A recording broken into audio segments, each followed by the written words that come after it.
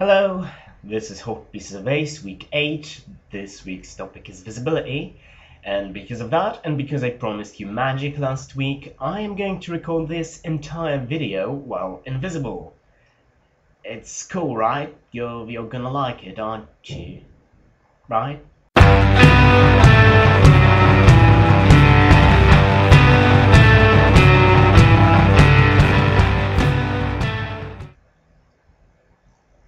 Yeah, I lied. I'm not going to record this entire thing while invisible. That would be ridiculous. And I am a very serious vlogger.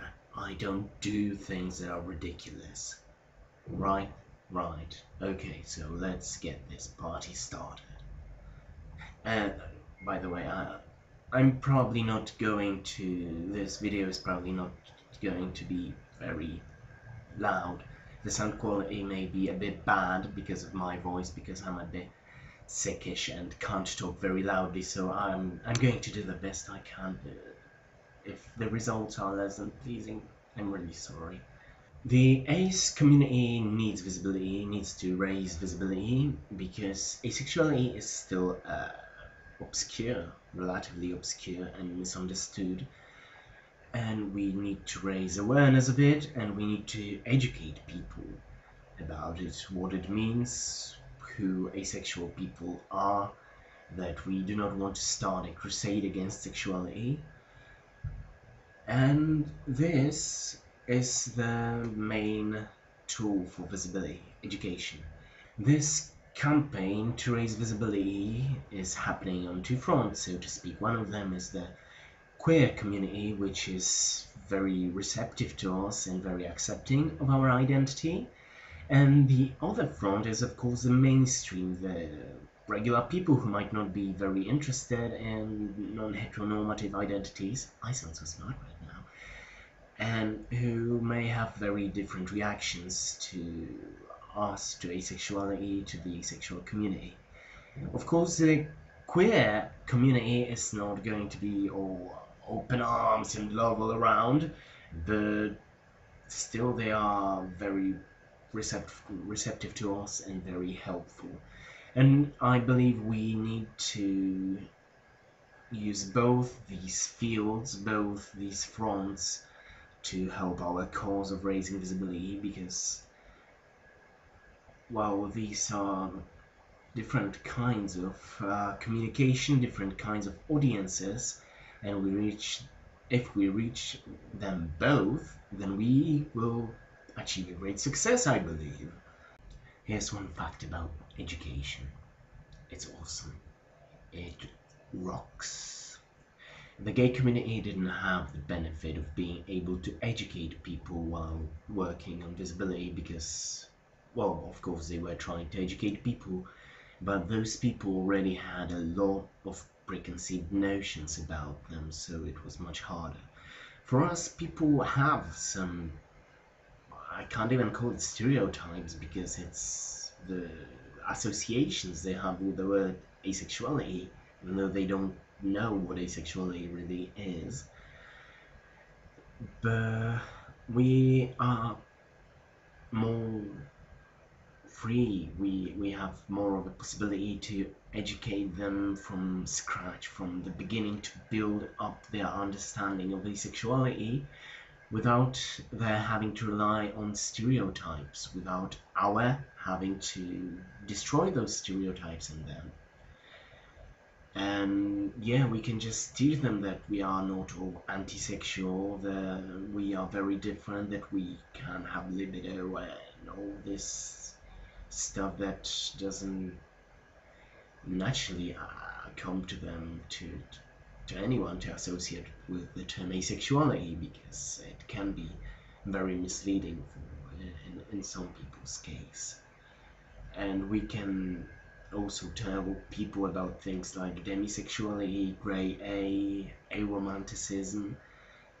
Of course, it's not something that, as was said in the previous video, it's not something we should just unload on people when we first come out to them, but yeah, we can teach them those terms and we can make them mainstream without having to rely on the queer community to understand us. We can make anyone understand us because, as I said, they have few preconceived notions about us, and it should be relatively easy to dispel them.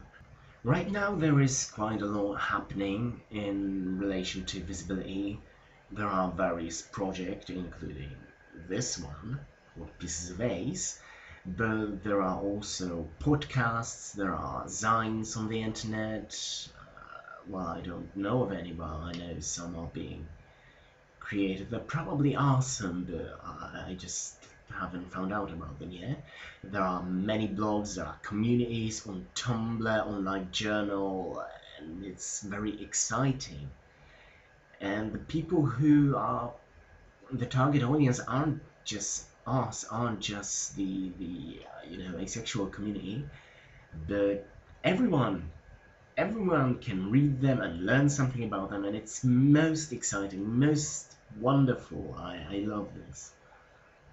We have also opportunities that stem from our being, well, questionable, but part of the queer community and working with the queer community.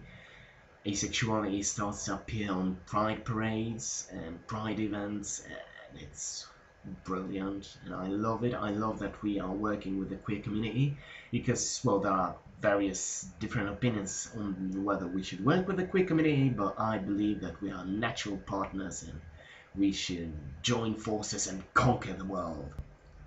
As to my overexcited haircut meeting itself, I've done some things for visibility, and I am going to talk about them, but not to brag or anything, but just to tell you that you also can do shit for asexuality, for visibility. You can help us. And so I've had a lecture during the Queer May Festival this year about asexuality. Quite a few people turned up, actually, like 20 I think, which is not very... which is, well, a very pretty good result. And I wasn't very happy with my performance, with how I did it, with how I planned it, but whatever.